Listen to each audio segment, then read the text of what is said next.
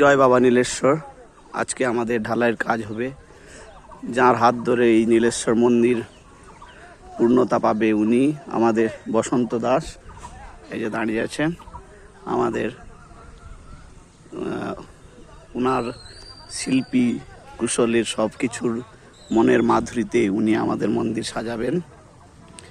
আজকে মেঝে রড কাস্টিংয়ের কাজ চলছে। রড কাস্টিং কমপ্লিট হয়ে ঢালাইয়ের জন্য মেশিন এসে গেছে এবং ঢালাইয়ের কাজ শুরু হবে।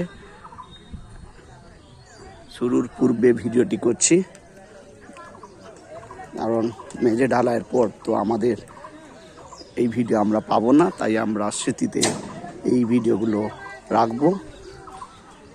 এই দিকটা আমাদের উত্তর দিকে পরিক্রমা ও উইংস মন্দির, বাবার মূল মন্দির।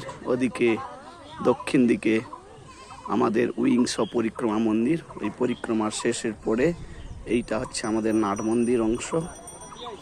মন্দির এবং এটা হচ্ছে আমাদের উত্তর দিকের সিঁড়ির অংশ।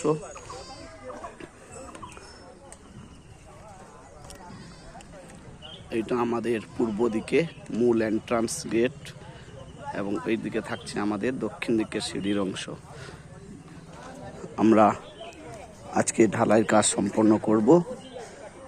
আমাদের যিনি মিস্ত্রিবাবু আছেন উনি সব কিছু ঢালাইয়ের আগে দেখে নিচ্ছেন, রড কাস্টিং সব কিছু ঠিকঠাক আছে কি না।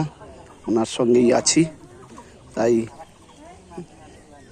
আপনাদের সাহায্য সহযোগিতায় আমাদের পথ চলা শুরু, যাতে আমরা বাবার মন্দির নির্মাণ সম্পূর্ণ করতে পারি এবং বাবার আশীর্বাদে আমরা যেভাবে এগিয়ে যাচ্ছি তা যাতে সম্পন্ন করি। আপনারা আমাদের সেই যেভাবে এগিয়ে নিয়ে যেতে সাহায্য করছেন অবশ্যই করবেন। আমরা মিস্ত্রিবাবু যিনি আছেন ওনার কাছ থেকে কিছু কথা শুনে নেব। মামা কিছু কুয়